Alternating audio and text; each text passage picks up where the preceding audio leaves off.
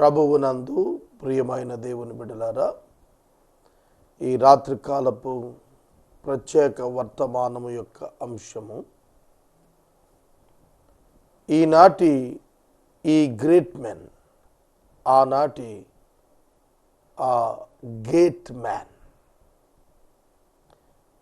ఆనాటి gate man, ఈనాటి great man అనే అంశం మనం వాక్యంలో నుంచి చూద్దాం. ప్రార్థన చేసుకుందాం. మమ్మలను మిక్కిలిగా ప్రేమిస్తున్న మా ప్రియ తండ్రి, మీకు వందనములు, స్తోత్రములు చెల్లిస్తున్నాము. ఈ రాత్రి మీ పాదాల చెంత ప్రార్థిస్తున్నాము.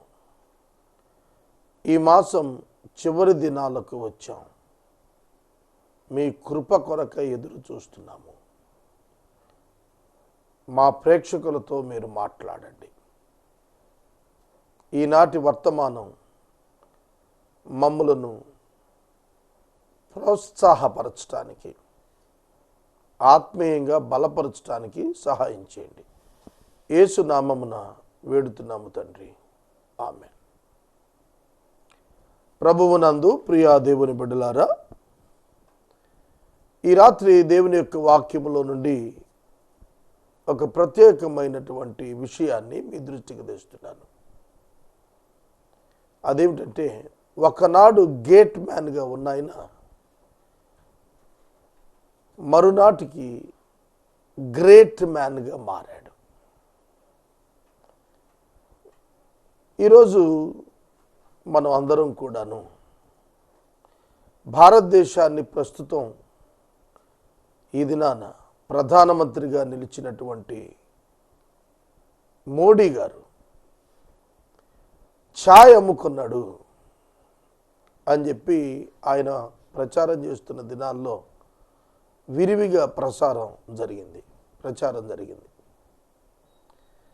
ఒక టీ అమ్ముకునే వ్యక్తి లేదా టీ అమ్మిన వ్యక్తి స్థాయి వాడు ప్రధానమంత్రిగా వచ్చాడు. ఇది ప్రజాస్వామ్యం యొక్క గొప్పతనం కాదు. దేవుని యొక్క వాక్యంలో కూడా కొద్దిపాటి వాడు అనే అర్థం ఇచ్చేటువంటి మొర్దెకై అనే ఒక వ్యక్తి, మొర్దెకై అనే మాటకు అర్థం కొద్దిపాటివాడు. అతడు షూషను కోట, అహష్వేరోషు చక్రవర్తిగా ఉన్నటువంటి దినాల్లో షూషను కోట 127 సంస్థానాలు కలిగినటువంటి షూషను కోట, ఆ 127 సంస్థానాల్లో ఇండియా, భారతదేశం కూడా ఉంది అని బైబిల్ చెబుతుంది.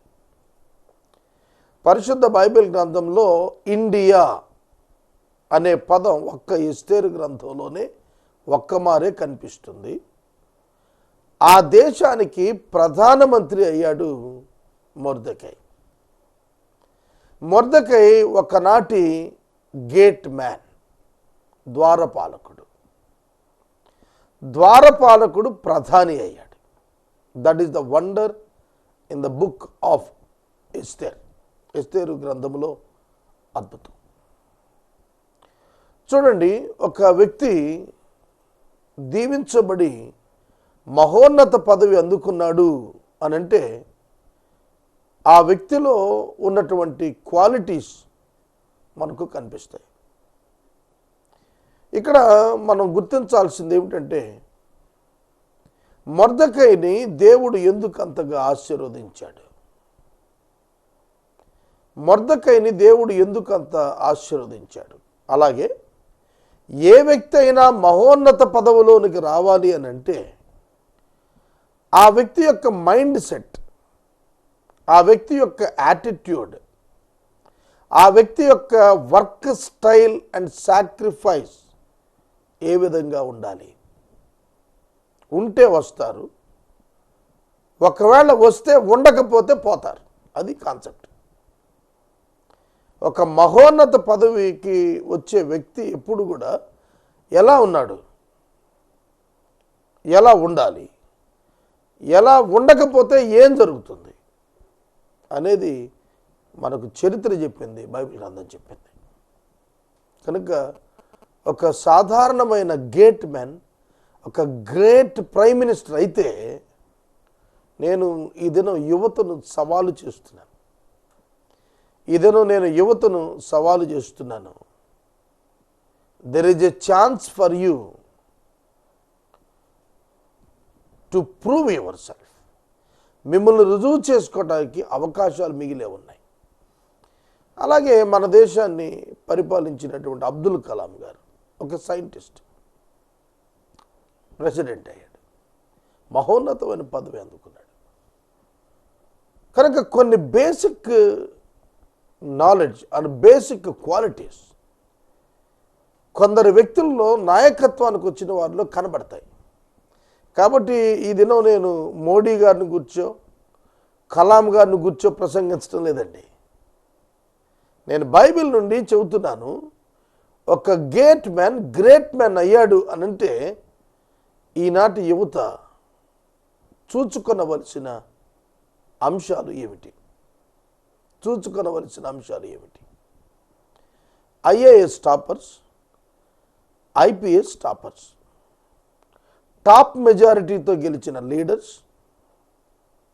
టాప్ ర్యాంక్డ్ సైంటిస్ట్స్,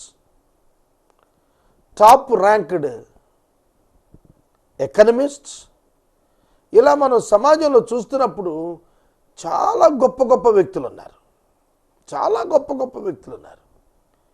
వారందరూ మనలానే తల్లి గర్భాన్ని జన్మించిన వాళ్ళే.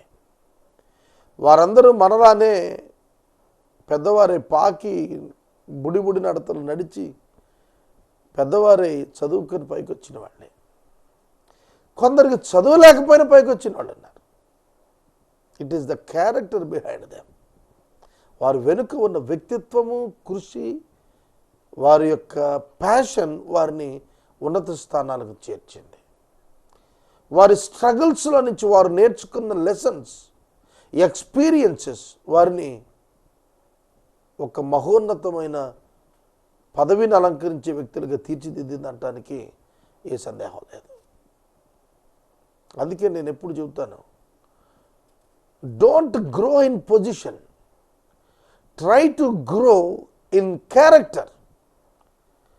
పొజిషన్లో పెరిగితే అది పెరిగాం లేదనేది బేరీజ్ కాదు, వ్యక్తిత్వంలో ఎంత పెరిగాం. ఒక మహోన్నత స్థానాన్ని ఫిల్ చేయటానికి కావలసిన వ్యక్తిత్వం, కావలసినటువంటి గుణ సంపద మన దగ్గర ఉందా? అది కాన్సెప్ట్. కాబట్టి ప్రధానమంత్రి అయినటువంటి ఒక ద్వారపాలకుని గురించి కొన్ని విషయాలు మీ ముందు ఉంచాలని నేను ఆశపడుతున్నాను. ఆ కాలము అహష్వేరోషు అనేటువంటి ఒక చక్రవర్తి దేశాన్ని పరిపాలిస్తున్నాడు. అందులో 127 సంస్థానాల్లో భారతదేశం కూడా ఉంది. ఇంచుమించుగా ప్రపంచంలో అతిపెద్ద సామ్రాజ్యం. ఆ సామ్రాజ్యానికి యూదులు వెళ్ళారు. బబులోను చెరకు క్రీస్తు పూర్వం 600 సంవత్సరాలప్పుడు నెబుకద్నెజరు యొక్క మొదటి దండయాత్రలో యెహోయాకీను అనే రాజు పరిపాలనలో బెన్యామీనీయుడైన కీషు అను ఒక వ్యక్తి కొనిపోబడ్డాడు.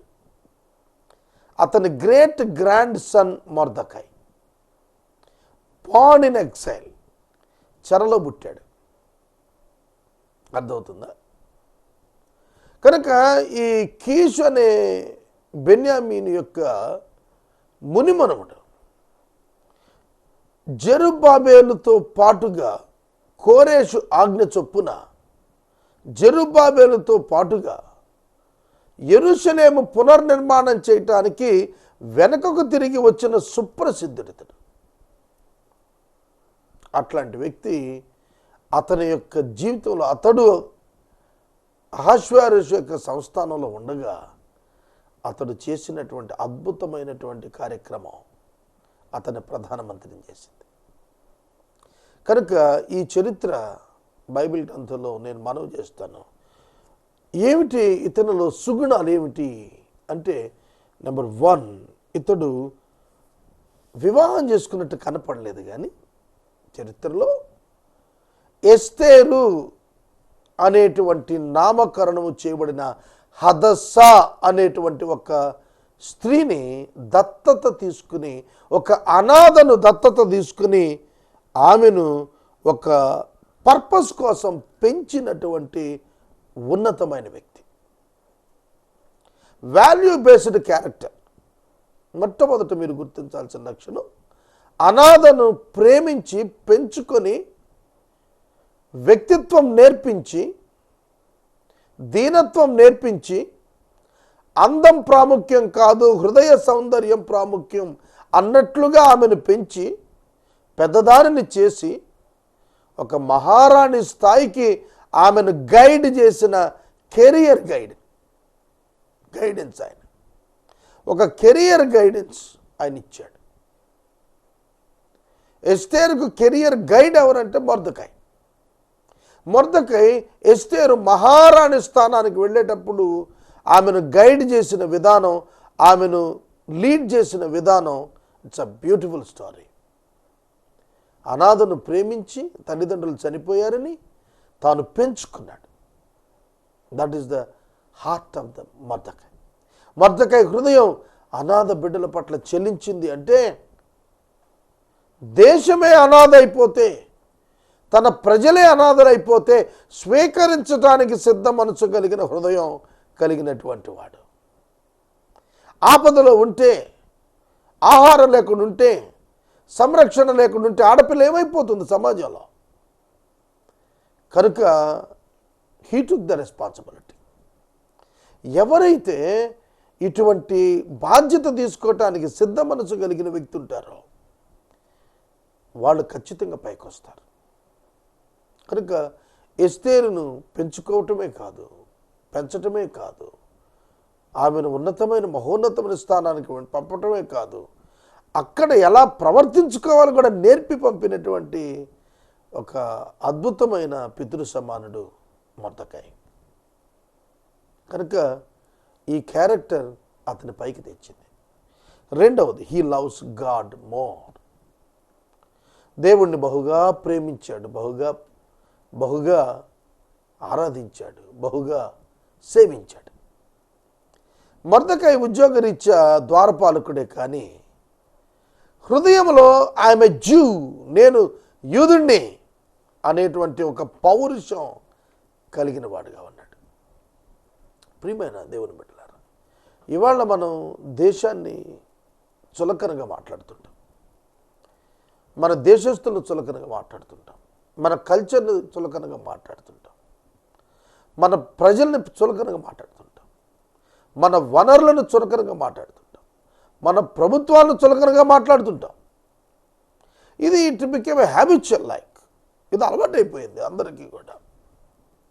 కానీ ఆ దినాన మొర్దెకై ఎంత పౌరుషంగా ఉన్నాడు, ఎంత proud to be the citizen అన్నట్టుగా ఉన్నాడు.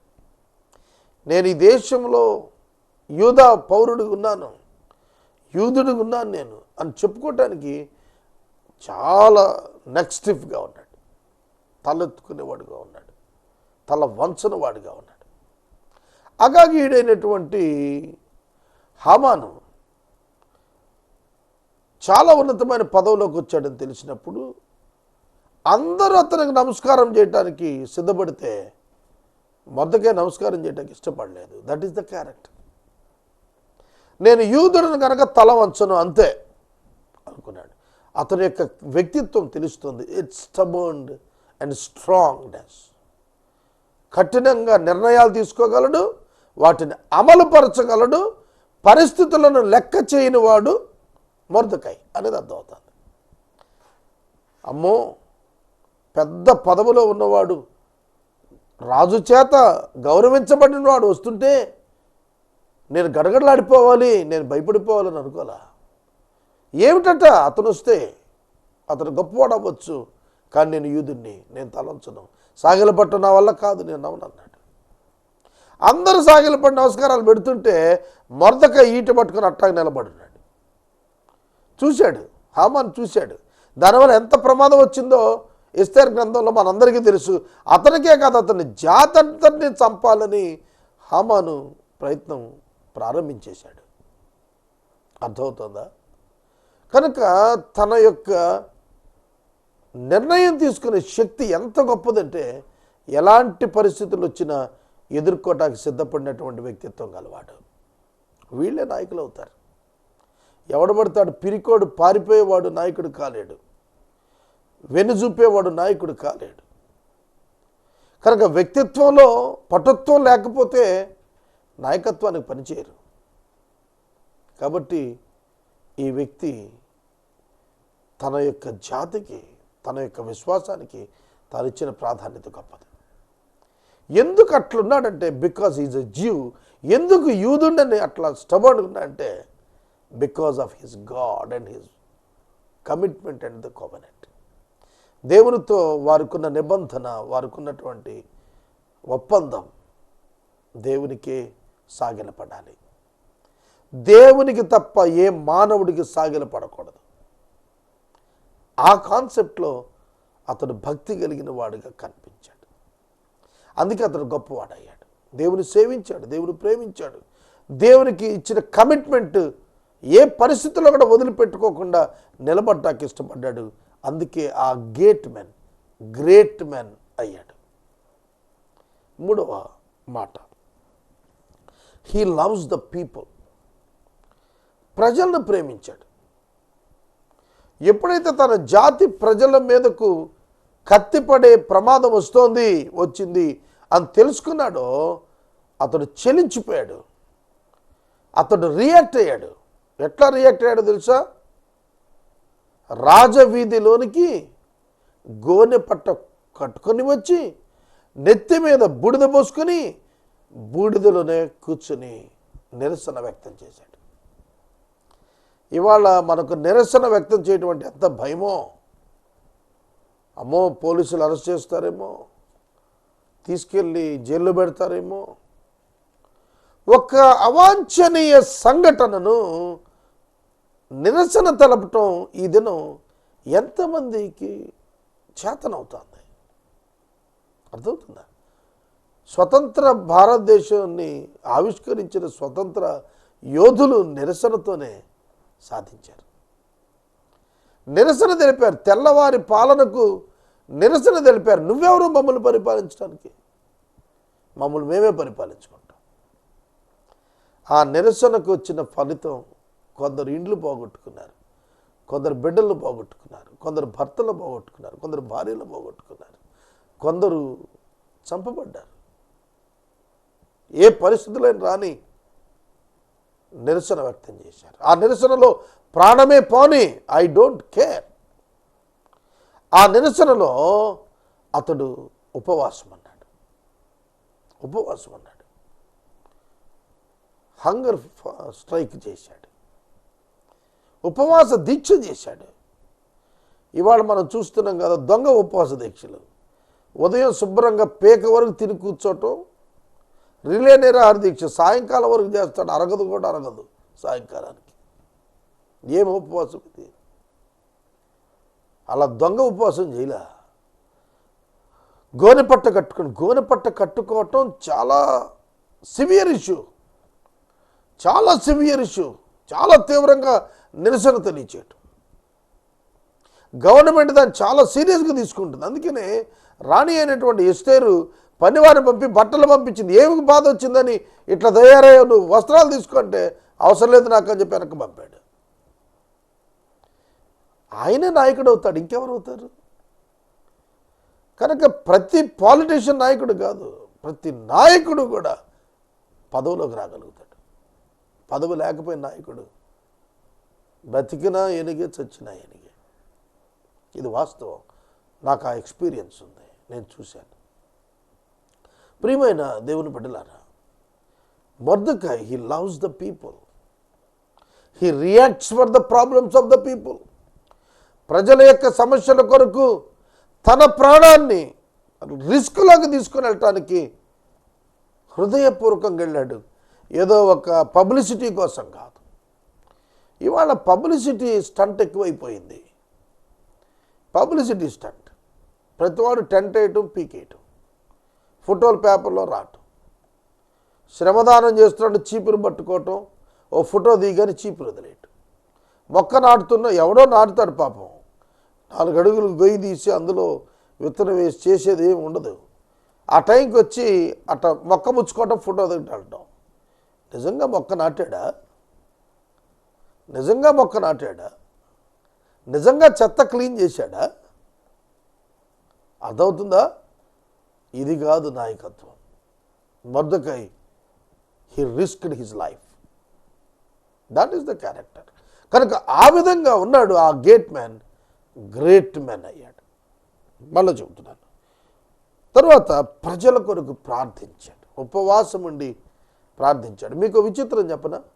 ఎస్తేరు గ్రంథములో దేవుడు అనే పదం లేదు. ఎస్తేరు గ్రంథంలో దేవుడు అనే పదం లేదు. ఇంకో విచిత్రం, భారతదేశం పేరుంది.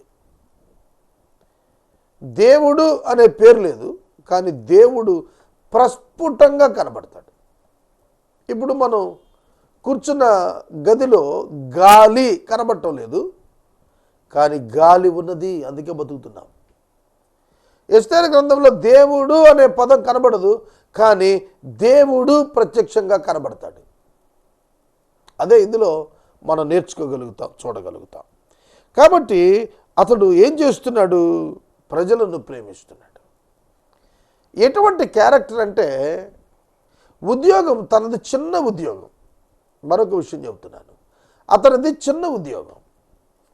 ఆ చిన్న ఉద్యోగంలోనే ఎలా ఉన్నాడో తెలుసా? నమ్మకమైన వాడుగా ఉన్నాడు. ఎడిషనల్ డ్యూటీ చేశాడు, ఎక్స్ట్రా వర్క్ చేశాడు. ఎట్లాగంటే ఇందులో మనకు కనిపిస్తుంది 6వ అధ్యాయంలో 2 నపుంసకులు రెక్కీ చేసి ప్లాన్ చేశారు రాజును మర్డర్ చేయటానికి. అది తెలుసుకొని వెళ్ళి చెప్పాడు. దాంతో అది రుజువైంది, వాళ్ళిద్దరిని చంపేశారు. కానీ అతనికి ఏం బహుమానం దొరకలే. ఏమర్థమవుతుంది ఇందులో? రాజును సంరక్షించుట కొరకు, పోతబోయాడు రాజు పోతే నాకేంటని ఊరుకోలా. రాజు లేకపోతే దేశం అల్లకల్లోలం అవుద్ది. 127 సంస్థానాలకు రాజు లేకపోతే అల్లకల్లోలమే. అందుకే అతడు తన బాధ్యత గల పౌరునిగా ప్రవర్తించాడు, బాధ్యత గల యూదునిగా ప్రవర్తించాడు, బాధ్యత గల పౌరునిగా కూడా ప్రవర్తించాడు. ఎట్లా ప్రవర్తించాడు తెలుసా? బాధ్యత గల పౌరునిగా రాజు దగ్గరికి సమాచారం తీసుకుపోయాడు. అయ్యా, ఇట్లా రాజు మీద కుట్ర జరుగుతోంది, పలానవారు ఇన్ఫర్మేషన్ ఇచ్చాడు. Right information in right time saves the lives. ప్రాణాలు కాపాడుతుంది. రోడ్డు మీద యాక్సిడెంట్ అవుతుంది, పక్క నుంచి వెళ్ళిపోతాం. 108కి ఫ్రీ కాలే కదా, చేయొచ్చు కదా. ఒక దినాన నేను కార్ డ్రైవ్ చేస్తూ కొవ్వూరు నుండి వస్తున్నాను. నాతో నా కుటుంబ సభ్యులు ఉన్నారు, నా కుటుంబ సభ్యులు పెద్దలు ఉన్నారు. మాతో ఇంకొక ఆయన కూడా ప్రయాణం చేస్తున్నాడు. మేము వస్తుండగా మా కళ్ళ ముందు ఒక టాటా ఏస్ ఆటో భవానీ దీక్ష పోతున్నారు. ఒక 20 మంది ఉన్నారు. నేను చూస్తున్నాను, నేను 80 కిలోమీటర్ల స్పీడ్ పైన ఉన్నాను. నా ముందు చాలా వేగంగా వెళుతున్నటువంటి ఆ టాటా ఏస్ వాహనం సడన్గా అదుపు తప్పి చట్టంలోకి దూసుకెళ్ళిపోయింది. 1:30 అయింది టైం అప్పుడు, రాత్రి అర్ధరాత్రి. అది చూసి నేను వెంటనే వెహికల్ ఆపాను. నా పక్కనున్న ఆయన అన్నాడు, వద్దొద్దు మనం చూడలేం, వెళ్ళిపోదాం అన్నాడు. నేను ఒప్పుకోలేదు దానికి. నో, మనం ఆగాలి. ఇమీడియట్గా పక్కకు తీశాను. నేను అర్ధరాత్రి చీకటికి ఏం కనపడటం లేదు, వాళ్ళు కేకలేస్తున్నారు. నేను ఒక 100 గజాల ముందుకు పోయి నాకు ఆఫ్ చేశాను. 108కి ఫోన్ చేశాను. నేను వెనుకకు తిరిగి వచ్చాను. బై ద టైం వెనక్కి తిరిగి వచ్చేటప్పుడు by the grace of God ఏమి ఇంజురీస్ లేకుండా అందరూ బయటకు వచ్చారు. తర్వాత ఆ వాహనం అక్కడ చాలా రోజులు ఉండిపోయింది. నాతో ఉన్న వ్యక్తి అన్నాడు, వద్దు మనం ఆ క్యాజువాలిటీస్ చూడలేం, వెళ్ళిపోదాం అన్నాడు. ఇలాంటి వ్యక్తులు కూడా ఉంటారు తెలిసిన. ఇవాళ నేను మనవి చేస్తున్నాను, వాడు చేస్తే నాకేంటి? అలాంటి వాడు నాయకుడికి రాకూడదు. వాళ్ళు చస్తే నాకేంటి అన్నవాడు లీడర్షిప్కి పనిచేయడు. Dam waste. అట్లాంటి వాళ్ళు వస్తే ప్రజలు సంతోషించరు. కనుక ఒక్క ప్రాణం కూడా పోకూడదు అని చెప్పి అతడు పడిన ప్రయాస అతని ఘనతకు కారణమైంది. తర్వాత రాజు అతన్ని ఉన్నతమైన పోస్ట్కి అతను తీసుకెళ్ళాడు. అతనికి గొప్ప రివార్డు ఇచ్చాడు. అతనిని గుర్రం మీద ఊరేగించి ప్రజలందరూ ఎదుట ఘనపరిచి తీసుకొచ్చాడు. ఎవరైతే తమ విద్యుత్ ధర్మాన్ని, డ్యూటీని సక్రమంగా నిర్వర్తిస్తారో వారికి బహుమానం దొరుకుతుంది. కొందరు దొంగలు ఏ పని చేయకుండానే బహుమానం పొందాలనుకుంటారు, ఏ పని చేయకుండానే సన్మానం పొందాలనుకుంటారు. వాళ్ళకి అవమానం దొరుకుతుంది. How will they get? ఎలా పొందుతారు సన్మానం? దేవుడు సన్మానించాలి. సోదరుడా, సోదరి, తర్వాత మనం చూస్తున్నప్పుడు ఈ కొద్దిపాటి మనుషుడు హీ ఛాలెంజ్డ్ బిగ్ పీపుల్. చాలా గొప్ప గొప్ప స్థానంలో ఉన్న మహారాణిని సవాలు చేశాడు. ఏమిటో తెలుసా? ఈ దినమున నీవు మౌనముగా ఉన్న ఎడల ఇశ్రాయేలీయులకు, యూదులకు వేరొక దిక్కు నుండి సహాయము వచ్చును, నీవు నీ ఇంటి వారు నశిస్తారు. ఈ సమయమునకే నీవి పదవికి వచ్చినవేమో జ్ఞాపకము చేసుకున్నాము. ఈ ఛాలెంజ్ ఎస్తేర్ని ఛాలెంజ్ చేశాడు. ఈ సమయంలో నువ్వు మౌనముగా ఉంటే నువ్వు నాశనం అవుతావు, కానీ దేవుని ప్రజలు నాశనం కారు. నేను మనవి చేస్తున్నాను, ఎవరైతే పొజిషన్లో ఉండి పరిస్థితులు వికటించినప్పుడు స్పందించరో వారు నష్టపోతారు, కానీ ప్రజలకు సహాయం వేరొక దిక్కు నుంచి దేవుడు పంపించగల సమర్థుడు. Faith in God and challenging the leaders by his life and word. జీవితం ద్వారా, నోటి మాట ద్వారా గొప్ప స్థానంలో ఉన్న ఎస్తేరును సవాలు చేశాడు. ఆమె లోబడింది, ప్రజలను రక్షించుకున్నారు. ఆఖరి మాట నేను చెబుతున్నాను, మొర్దెకై ప్రధానమంత్రి అయ్యాడు. Mordecai became a chief minister, prime minister. Shushan కోటకు ప్రైమ్ మినిస్టర్ అయ్యాడు. ఆ చిన్న గ్రేట్ మ్యాన్ అయ్యాడు. అయినందున అనేకులు ఆయన యందు ఇష్టపడ్డారు. That is the quality. ప్రజలు ఆ వ్యక్తిని చూస్తే ఇష్టపడాలి, ప్యాషన్గా ఫీల్ అవ్వాలి. ఈయనరా మన ప్రధానమంత్రి అన్నట్టుగా ఉండాలి, ఈయన మన యొక్క నాయకుడు అన్నట్టుగా ఉండాలి. ఎందుకంటే అతడు వారి క్షేమమును విచారించెను, తన వారందరినీ సంరక్షించెను. తన ప్రజలను సంరక్షించి వారి క్షేమం చూచిన వాడు వారి చేత ప్రేమించబడతాడు, వారి ఇష్టాన్ని చూరగొంటాడు, లేకపోతే గనక నష్టపోతాడు. కనుక నేను నేటి యువతకు సవాల్ చేస్తున్నాను, నన్ను నేను సవాలు చేసుకున్నాను చాలా సందర్భాల్లో ఈ లక్షణాలు చదివి. Why can't we become the great people for the nation India? భారతదేశానికి మహోన్నత వ్యక్తులు మనం ఎందుకు కాకూడదు? ఈ గుణ లక్షణాలు ఉండాలి. అనాథను ప్రేమించి కెరియర్ గైడెన్స్ ఇచ్చి ఉన్నత స్థానాన్ని నిలిపిన వ్యక్తిత్వం. గేట్ మ్యాన్ అయిన గొప్ప అధికారిని ఎదుర్కొని ఇంటెగ్రిటీ చూపించిన విధానం. రాజును సంరక్షించి ఏమీ ఆశించక అలా ఉండిపోయినటువంటి విధానం. ప్రజల కొరకు ఫాస్టింగ్ ఉండి నిరసన వ్యక్తం చేసి ప్రార్థించినటువంటి విధానం. ఇవన్నీ గొప్ప నాయకత్వ లక్షణాలు. ఇలా ఎదిగినవాడు, ఇలా క్యారెక్టర్ బిల్డ్ చేసుకున్నవాడు ఉన్నత స్థానానికి వస్తాడు. ప్రార్థన. మమ్మల్ని మిక్కిలిగా ప్రేమిస్తున్న తండ్రి, వందనాలు. వాక్యం విన్న బిడ్డలను దీవించమని యేసు నామమున అడుగుతున్నాం తండ్రి, ఆమేన్. తండ్రి అయిన దేవుని ప్రేమ, కుమారుడైన యేసయ్య కృప, పరిశుద్ధాత్మ అన్యోన్య సహవాసం సదా మనకు తోడై ఉండును గాక. ఆమేన్.